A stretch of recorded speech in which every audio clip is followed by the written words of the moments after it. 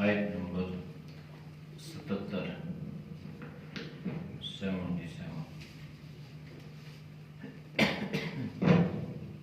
آیت نمبر 77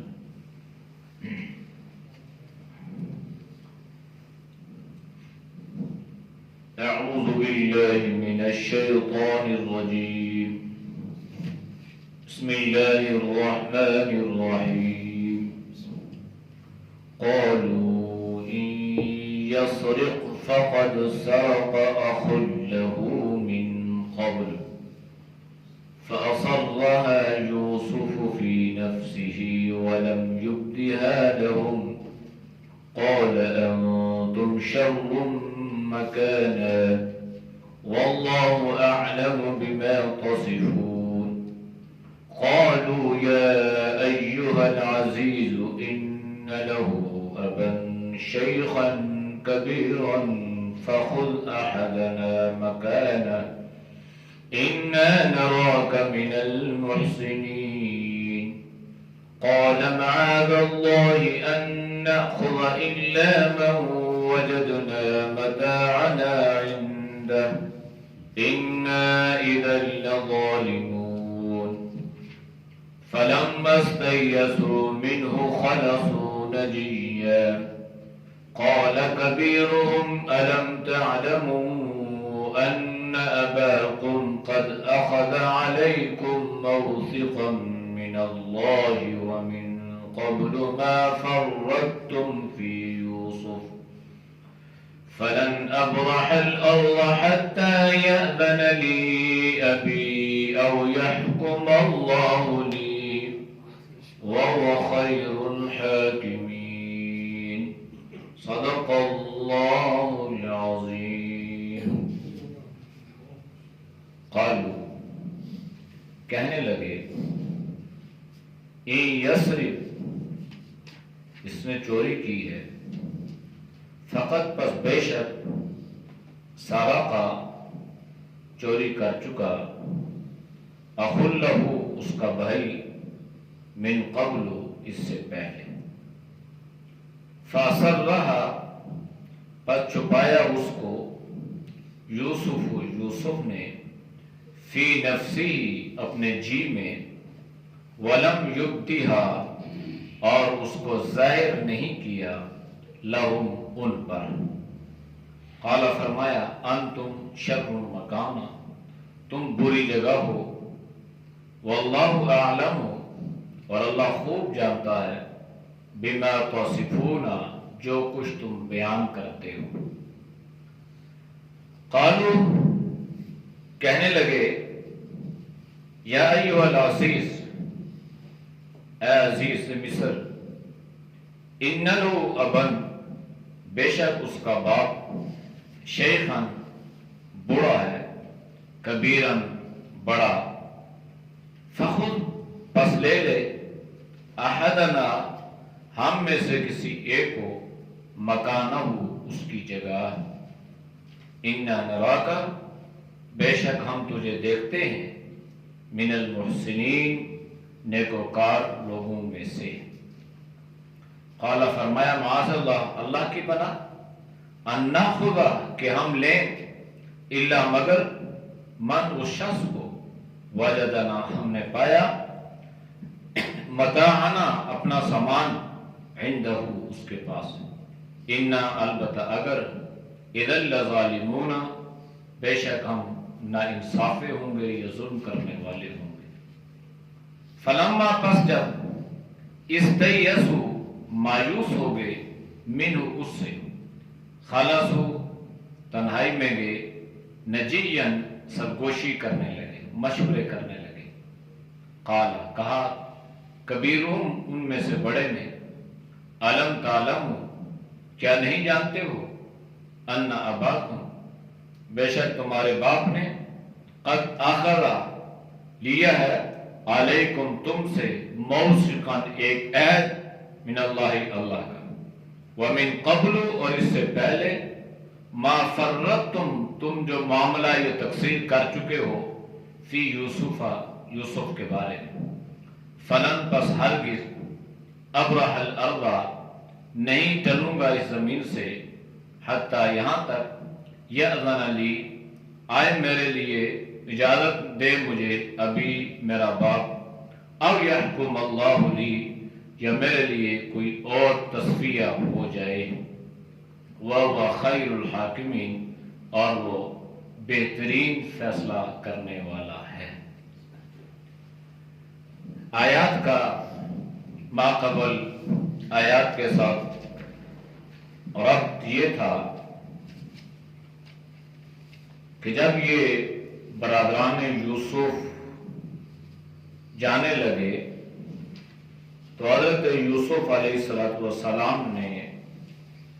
بادشاہ کا ایک قیمتی پیمانہ، قیمتی پیالہ اپنے بھائی بنیامین کے سامان میں رکھ دیا۔ پھر آواز لگانے والے نے آواز لگائی، بھائی بادشاہ کا ایک پیالہ گم ہو گیا ہے، ہم اس کو نہیں پاتے، ہو سکتا ہے وہ آپ میں سے کسی کے پاس ہو یا کسی نے چرا لیا ہو۔ تو انہوں نے بڑے اطمینان سے جواب دیا کہ بھائی ہم چوری کرنے والے تو نہیں ہیں، البتہ یہ ہے کہ جس نے اس کو چرایا ہو یا جس کے سامان سے یہ پیالہ برآمد ہو جائے، اس کی سزا یہ ہے کہ اس کو آپ اپنے پاس بطور غلام کے رکھ لیں، آپ کو اس کی اجازت ہوگی۔ چنانچہ پیالہ نکلا حضرت یوسف علیہ السلام کے بھائی بنیامین کے سامان سے۔ تو جب یہ پیالہ نکل آیا تو بڑا عجیب معاملہ ہوا۔ قالو یہ کہنے لگے یہ بھائی، ان یسرق فقد سرق اخ له من قبل، اچھا اس نے چوری کی ہے تو اس سے پہلے اس کا بھائی بھی چوری کر چکا ہے، یعنی اب یہ شاد بن گئے اور انہوں نے اپنے آپ کو بالکل پاک صاف معصوم پیش کیا بادشاہ کے سامنے۔ اور ایک تو یہ کہا کہ اچھا اس نے جو چوری کی ہے تو اس کی اس بات پہ گویا یہ مہر لگانے لگے، یہ تصدیق کرنے لگے، اور ساتھ یہ بھی کہہ دیا کہ یہ کوئی نئی بات نہیں ہے، اس سے پہلے اس کا بھائی بھی چوری کر چکا ہے۔ اور یہ کس کو کہہ رہے ہیں؟ یہ حضرت یوسف علیہ السلام کو کہہ رہے ہیں، بادشاہ کے سامنے کھڑے ہیں، بھائی ہیں، اور کہہ یہ رہے ہیں کہ اس کا بھائی بھی یہ معاملہ یہ چوری کر چکا ہے۔ مفسرین نے لکھا ہے کہ اسی طرح کا الزام، یہی تدبیر، یہی معاملہ بچپن کی عمر میں حضرت یوسف کے ساتھ ہو چکا تھا۔ وہ یوں ہوا تھا کہ جب بنیامین پیدا ہوئے تو ان کی والدہ کا انتقال ہو گیا، خالہ تھی، انتقال ہو گیا۔ اب یہ دونوں بچے، حضرت یوسف بھی چھوٹے ہیں، بنیامین بھی چھوٹے ہیں، تو یہ اپنی پھوپھی کے پاس رہنے لگے، اس لیے کہ چھوٹا بچہ جو ہے یہ بغیر ماں کے رہ نہیں سکتا، اور ماں کے بغیر اس کو کوئی سنبھال بھی نہیں سکتا۔ چنانچہ یہ پھوپھی ان کی کفالت کرنے لگی۔ تو پھوپھی جو تھی ان سے بڑی محبت کرتی، اور بالخصوص حضرت یوسف جو تھے یہ بہت خوبصورت بھی تھے، اور ان کا جو لب و لہجہ تھا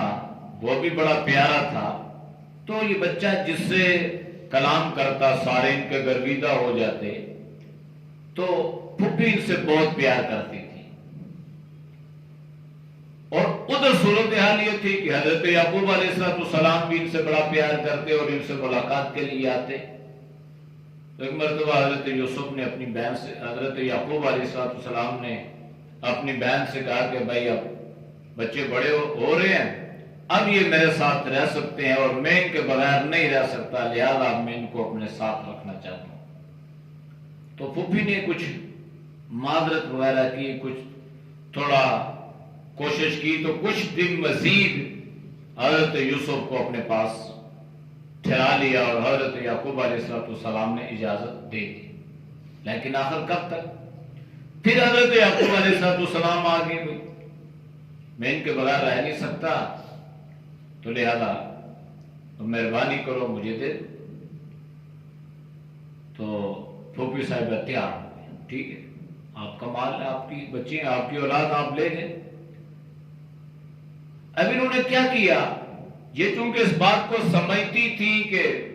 ہماری شریعت میں، ہمارے دین میں اگر کسی سے مسروقہ مال، چوری کیا ہوا مال برآمد ہو جاتا تو جس کا سامان چوری ہوتا تھا یہ آدمی اس کی خدمت پر مامور رہتا تھا۔ یہ اس شریعت کا یہ دستور تھا، بھئی یہ غلامی کرنی ہے، تم نے چوری کی ہے لہذا اس کا غلام بن کے رہنا۔ پھوپھی نے سوچا کہ میرے پاس تو ان کو اپنے پاس رکھنے کا، ٹھہرانے کا کوئی اور راستہ تو نہیں ہے، ایک ہی طریقہ ہے، اور یہ بھی نہیں ہے کہ خدا نخواستہ میں ان کے بغیر رہ لوں، یہ بھی بڑا مشکل ہے، اور ادھر وہ لے کے جانے پہ اصرار کر رہے ہیں، وہ چھوڑنے پہ راضی نہیں ہے۔ تو یہ تدبیر پھوپھی صاحبہ نے کی، گھر کا ایک قیمتی کپڑا جو تھا وہ حضرت یوسف علیہ السلام کی کمر کے ساتھ باندھ دیا۔ بچہ ہے، کیا پتہ، زیادہ عمر بھی نہیں ہے۔ تو جب حضرت یوسف علیہ السلام چلے گئے تو پیچھے سے شور ڈالا، گھر میں کپڑا چوری ہو گیا۔ تلاش کیا گھر میں، آگے پیچھے، بات پہنچی حضرت یعقوب علیہ السلام تک۔ تو حضرت یوسف علیہ السلام کو دیکھا، تلاشی کی تو دیکھا کہ یہ کپڑا جو تھا حضرت یوسف علیہ السلام کی کمر کے ساتھ بندھا ہوا تھا۔ تو اس شریعت میں یہ بھی کوئی قید نہیں تھی کہ کتنا سامان، کیسا سامان، قیمتی ہے نہیں ہے، چھوٹا، بھائی جو بھی چیز کسی کے پاس برآمد ہو جائے وہ اس کی مملوکیت میں چلا جاتا ہے۔ تو حضرت یوسف علیہ السلام پر پھوپھی صاحبہ نے اس طریقے کا یہ معاملہ کیا، چنانچہ حضرت یوسف اپنی پھوپھی کی کفالت میں آگے، یہاں تک کہ جب تک ان کی یہ پھوپھی صاحبہ حیات رہی حضرت یوسف علیہ السلام ان کی کفالت میں رہے۔ لیکن اکثر مفسرین نے لکھا ہے کہ یہ زیادہ دیر تک زندہ نہیں رہی، پھر حضرت یعقوب علیہ السلام کے پاس یہ واپس آ گئے۔ یہ ایک بات تھی، معمولی سی بات تھی، اور انہوں نے یہ ایک ہیلا یا ایک تدبیر اختیار کی تھی حضرت یوسف کو اپنے پاس ٹھہرانے کی۔ تو ان بھائیوں کو وہی بات اس بچے کی، حالانکہ بچہ تو شریعت کا مکلف ہے ہی نہیں ہے، اس نے کیا کرنا تھا چوری، اور چوری اگر کی بھی ہے تو کوئی ایسی قیمتی چیز ہوتی جس سے کوئی فائدہ بھی ہوتا۔ اب وہ کپڑا بچے کے کمر کے ساتھ بندھا ہوا ہے، پتہ بھی نہیں ہے بچے کو کہ میری کمر کے ساتھ کیا چیز بندھی ہوئی ہے۔ لیکن اب یہ بھائی جو ہے کہنے لگے اچھا اس کا بھائی بھی پہلے سے چور نکلا، اس نے بھی چوری کی ہے۔ جب یہ بات کہی نا تو حضرت یوسف علیہ السلام بات کو سمجھ گئے۔ فَأَسَرَّهَا يُوسُفُ فِي نَفْسِهِ وَلَمْ يُبْدِهَا لَهُ، حضرت یوسف نے ان کی اس بات کو اپنے جی میں چھپا لیا، یعنی بات کرنا چاہ رہے تھے، بات ظاہر میں آ گئی، جواب دے دیتے بھائی تم غلط کہہ رہے ہو، تم جھوٹ بول رہے ہو، تم الزام لگا رہے ہو، لیکن ایسا نہیں کیا چونکہ اللہ کی مشیت اور اللہ کی حکمت ایسے ہی تھی، اپنے جی میں اس کو چھپا لیا، وَلَمْ يُبْدِهَا لَهُمْ، اور اس کو ان پر ظاہر نہیں کیا۔ تو مفسرین نے مسئلہ بیان کیا کہ بھائی کبھی کبھار انسان خاموشی اختیار کر لے، یہ اس سے بہتر ہے کہ کوئی انسان کسی انسان کی وجہ سے ذلیل ہو جائے۔ اب حضرت یوسف اگر یہاں یہ بات ظاہر کر دیتے اور ان کو جواب دے دیتے تو یہ بیچارے ذلیل ہو جاتے۔ تو حضرت یوسف نے ان کو ذلت سے بچا لیا کہ ذلیل نہ ہو، اپنے جی میں اس بات کو چھپا لیا۔ تو اس لیے انسان یہ دیکھے کبھی کبھی کہ میری اس بات کرنے سے یا میرے اس کام کرنے سے یا میرے اس معاملے سے اگلا انسان کہیں ذلیل تو نہیں ہو جائے گا، وہ کہیں شرمندہ نہ ہو جائے، وہ کہیں بے شرم نہ ہو جائے۔ تو اس کو اس ذلت سے یا اس شرمندگی سے بچانے کے لیے اگر انسان خاموشی اختیار کر لے تو یہ بہتر ہے بلکہ اللہ کے نبی نے حدیث میں فرمایا من صامت نجا، اور ایک حدیث میں من ساکت نجا، کہ خاموشی انسان کو نجات عطا کر دیتی ہے۔ اکثر انسان خاموش رہے تو یہ بہتر ہے کہ انسان بولے اور اس سے فتنوں کا دروازہ کھل جائے۔ تو حضرت یوسف علیہ السلام نے اس بات کو اپنے جی میں چھپا لیا اور ان پر اس کو ظاہر نہیں کیا کہ حقیقت حال کیا تھی،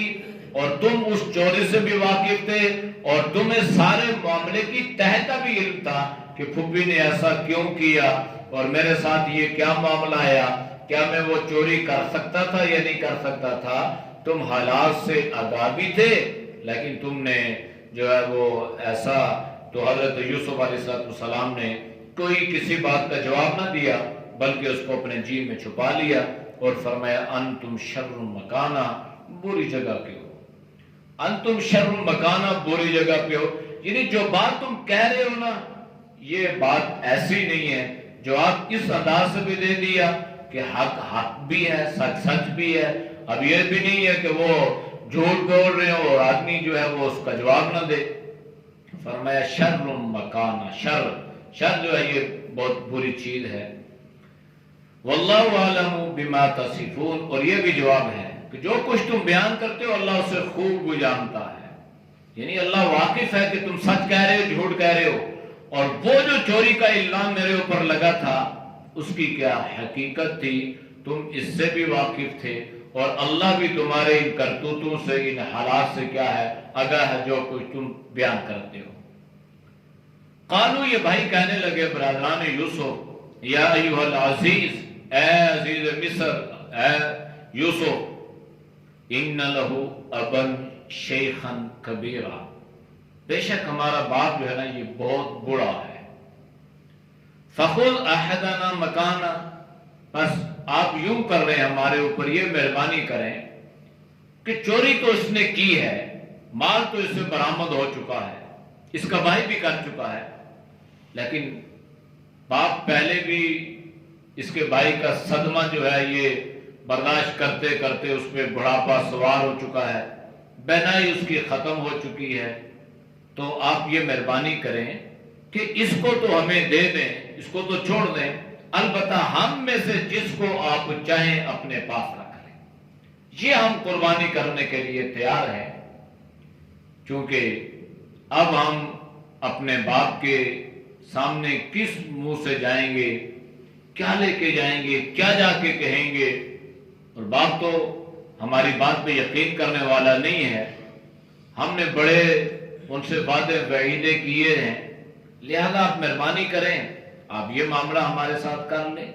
اِنَّا نَرَاكَ مِنَ الْمُحْسِنِينَ، بے شک ہم آپ کو دیکھتے ہیں کہ آپ تو بڑے محسن ہیں، احسان کرنے والے ہیں، پہلا احسان بھی ہم بھولے نہیں ہیں، اب بھی آپ نے ہمارے اوپر یہ احسان کیا ہے،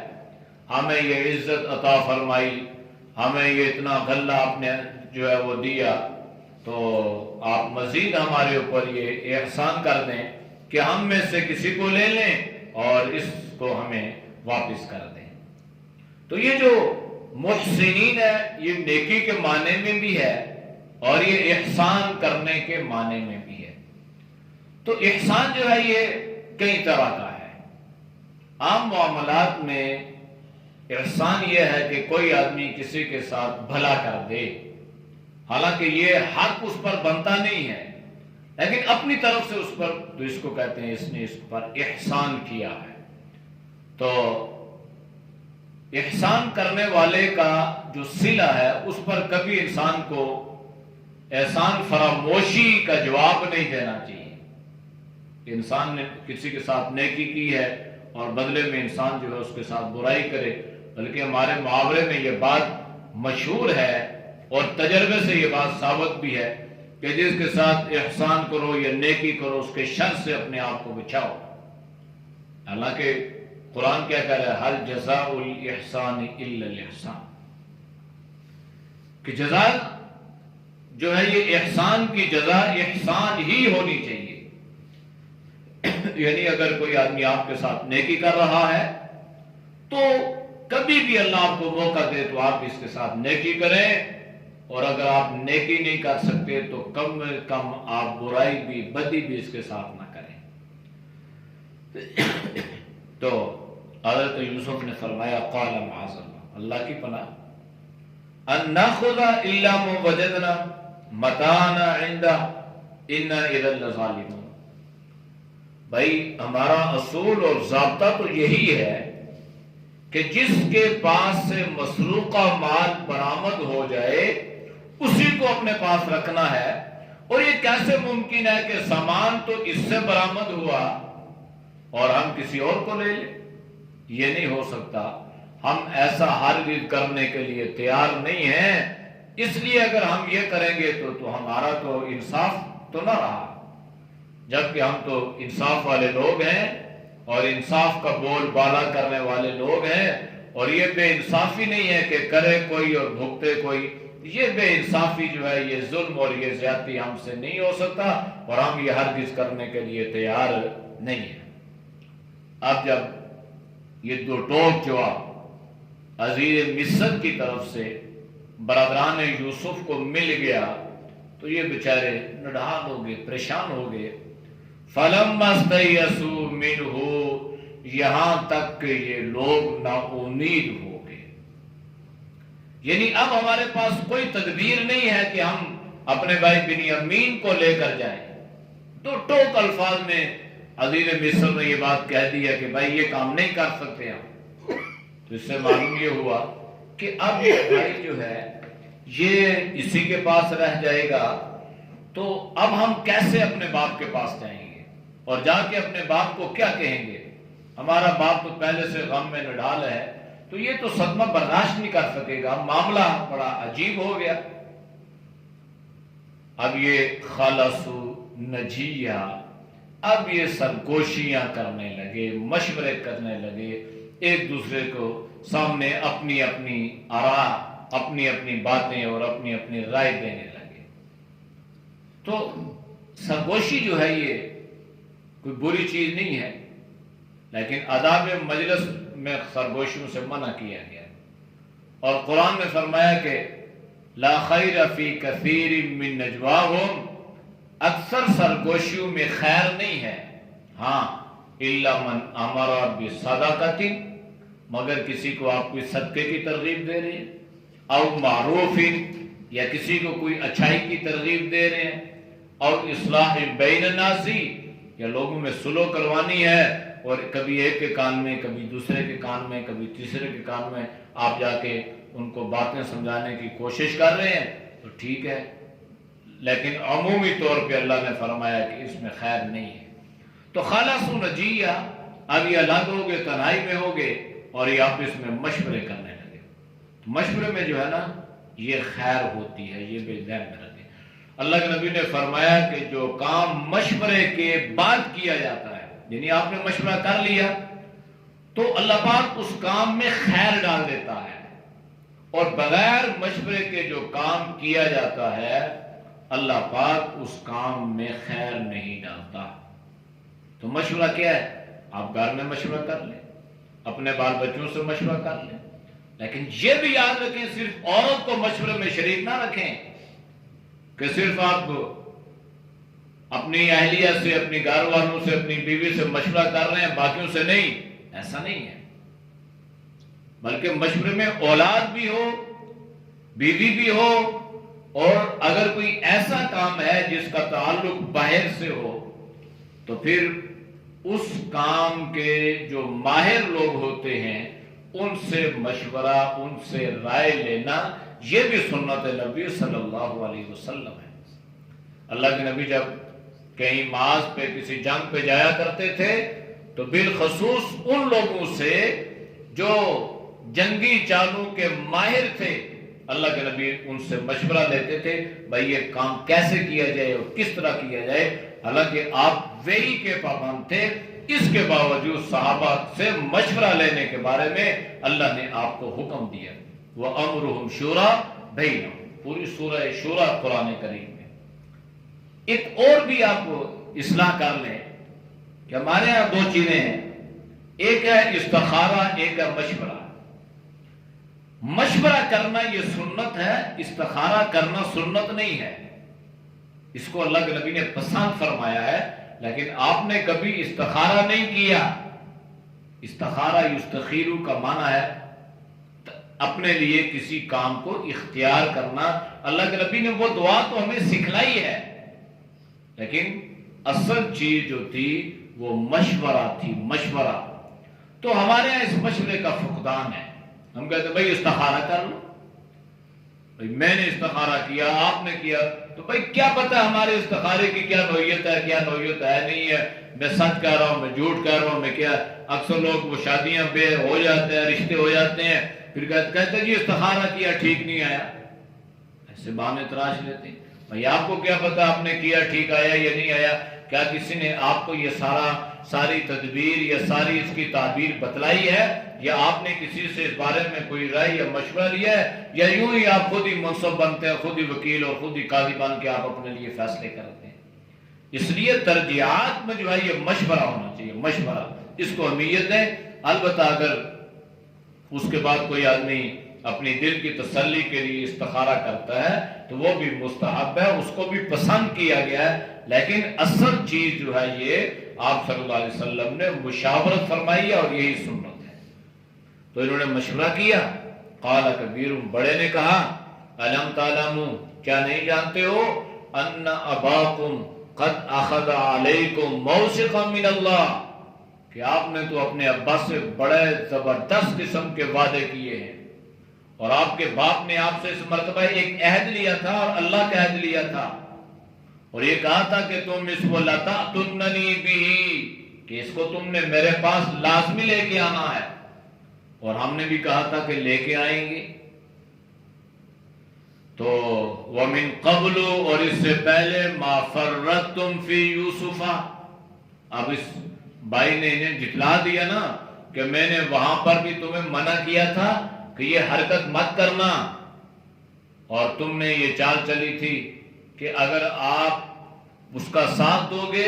تو آپ بھی اپنے باپ کی نظروں میں مقام مرتبہ بنانا چاہتے ہو، تو اگر تم ہماری رائے میں شامل نہیں ہوگے تو ہم نو ایک طرف، تم ایک طرف ہو جاؤ گے، پھر ہم نو مل کے تو تمہارا ایسا حشر مشر کریں گے. تو یہ بیچارہ وہاں پر بھی مجبور ہو گیا تھا. تو اب اس نے وہی بات جتلا دی نا، موقع ملا. اس نے کہا تھا کہ تم یوسف کے بارے میں یہ معاملہ کر چکے ہو، وہ بھی، تو اب بتاؤ اب کیا معاملہ کرو گے، کب تک بہانے بناؤ گے، کیا صورتحال ہوگی. اور ہاں، فلن ابرح الارض، میں تو ہرگز زمین سے نہیں چلوں گا، میں نہیں جاؤں گا بھائی، حتی یأذن لی ابی، یہاں تک کہ میرا باپ مجھے آنے کی اجازت دے دے، او یحکم اللہ لی، یا اللہ کی طرف سے میرے لیے کوئی تسبیح ہو جائے، کوئی موت آ جائے، کوئی اور فیصلہ میرے لیے ہو جائے تو ہو جائے، ورنہ اب کی بار میں اپنے باپ کے سامنے جانے کے لیے تیار نہیں ہوں، اور نہ میں اپنے باپ کے سامنے اب یہ چہرہ لے کر جا سکتا ہوں شرمندگی کی وجہ سے. وہ خیر الحاکمین،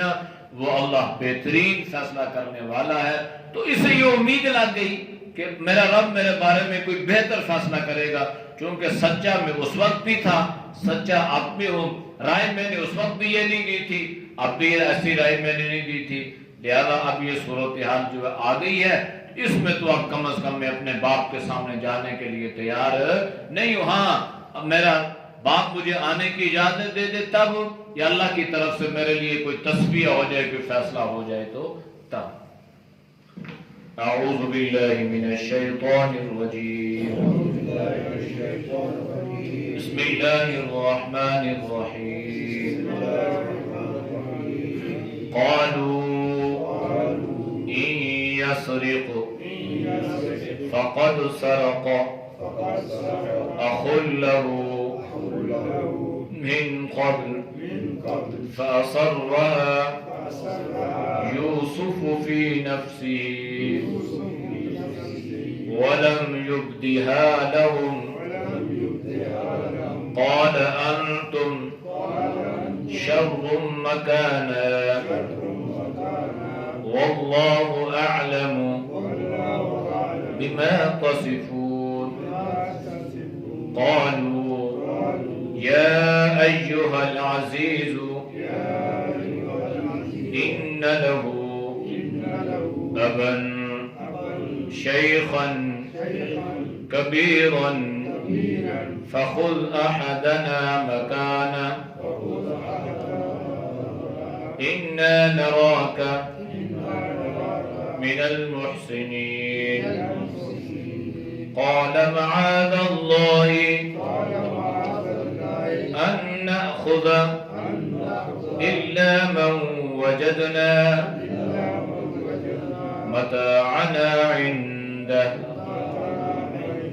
إنا إذا لظالمون فلما استيئسوا منه خلصوا نجيا قال كبيرهم ألم تعلموا أن أباكم قد أخذ عليكم موثقا من الله ومن قبل ما فرطتم في يوسف فلن أبرح الأرض حتى يأذن لي أبي أو يحكم الله لي وهو خير الحاكمين. صدق الله. الحمد لله رب العالمين والعاقبة للمتقين والصلاة والسلام على النبي الأمي وعلى آله وصحبه أجمعين. اے اللہ ہم سب کے صغیر کبیرہ گناہوں کو معاف فرما، یا اللہ گناہوں سے حفاظت فرما، یا اللہ نیک اعمال کی توفیق نصیب فرما، یا اللہ برے اعمال سے، برے خیالات سے، برے راستوں سے، بری صحبت سے یا اللہ تو ہم سب کی حفاظت فرما، یا اللہ ہر طرح کی بددیانتیوں سے، ہر طرح کی چوریوں سے، خائنوں سے یا اللہ ہماری حفاظت فرما، ہمارے بال بچوں کی حفاظت فرما، اے اللہ جتنے دوست احباب بزرگ تیری رضا کے لیے درس قرآن سنتے ہیں اللہ ان کے سننے کو قبول فرما، یا اللہ تو سب کی جان میں، مال میں، ایمان میں، علم و عمل میں اللہ خوب برکتیں عطا فرما، یا اللہ ہر پریشانی سے، ہر مصیبت سے، ہر آفت سے، ہر آزمائش سے اللہ تو ہم سب کی حفاظت فرما، یا اللہ ہماری دعاؤں کو اپنی بارگاہ میں قبول فرما، آمین بحرمت النبی الکریم صلی اللہ تعالی علی نبی الامی وعلی آلہ وصحبہ اجمعین برحمتک یا ارحم الراحمین.